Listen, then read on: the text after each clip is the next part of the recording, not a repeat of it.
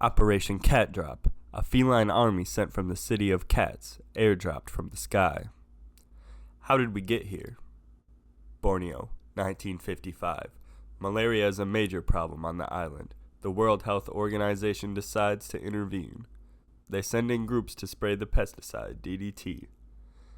DDT is a pesticide that was used by the military during World War II. They realized that they could apply it to soldiers to prevent mosquito and fly-borne illnesses.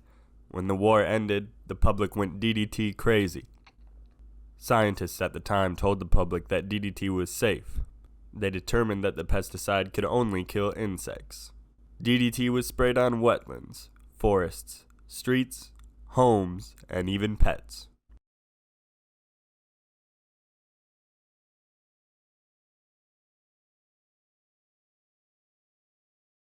A company called the Montrose Chemical Company was found to have dumped 250,000 barrels of DDT into the ocean. Worse yet, they would often puncture the barrels with an axe to make sure that they sink to the sea floor. Today, fish in the area are unsafe to eat due to harboring over double the allowed amount of DDT. Moving up the coastal food chain, many of the local pelicans and sea lions were too poisoned to have offspring, and today, a quarter of the sea lions in the area die from cancer.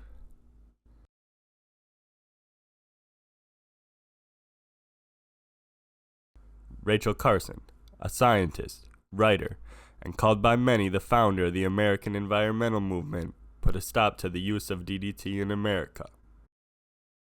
Her book Silent Spring exposed the long-term effects of pesticides. DDT spreads quickly through the food chain as predators eat large numbers of poisoned insects, reptiles, and fish, devastating entire ecosystems. In the late 1950s, the cat population in Borneo decreased. Scientists suspected the deaths were caused by the geckos that the cats were eating. Although this theory is reasonable, it seems more likely that the cats died from direct exposure to the DDT. Cats who entered or resided within Bornean longhouses would have been exposed to the pesticide, as it was sprayed thoroughly on the interior surfaces of buildings. The pesticide would stick to cats' fur and paws, inevitably poisoning the cats when they'd groom themselves with their tongues. After years of decline in the cat population, residents of Bario began having issues with rats harming their rice crops. They requested cats to deal with the problem. Luckily for them, Kuching, the city of cats, was nearby, where residents of the cat city volunteered 23 cats to help Bario.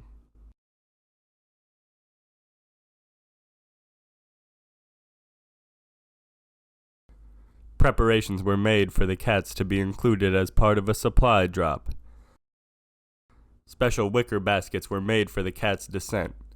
On March 17, 1960, the 23 cats were parachuted down from a height of over 400 feet to the drop zone below, as hundreds of villagers watched the experimental aid deployment in anticipation.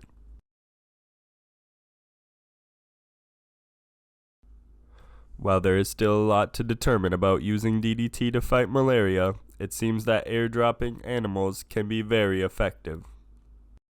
In the 1950s, the U.S. Department of Fish and Game in Idaho decided that they would use supply planes to relocate beavers, moving them from residential areas to the Frank Church River of No Return wilderness.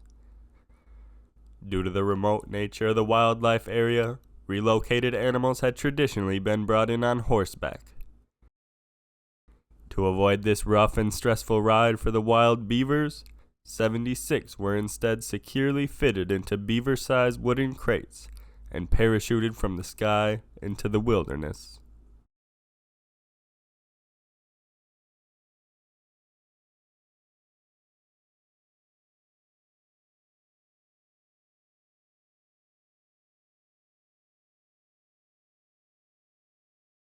To this day, the Utah Division of Wildlife Resources uses airdrops to restock the state's high-elevation lakes and streams with tiny trout.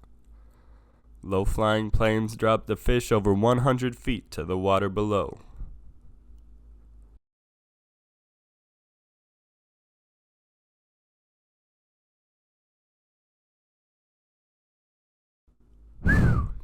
We learned a lot today, from parachuting cats and beavers to DDTing geckos and dropping fish out of planes.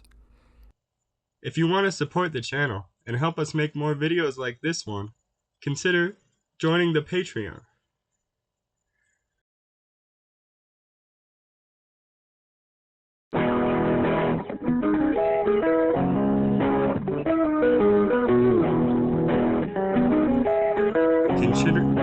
Consider joining on Patreon.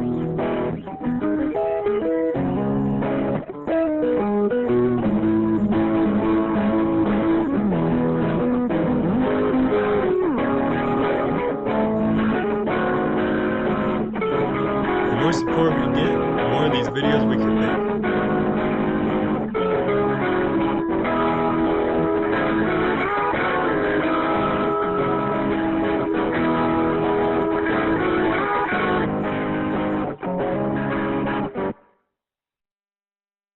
Thanks for watching.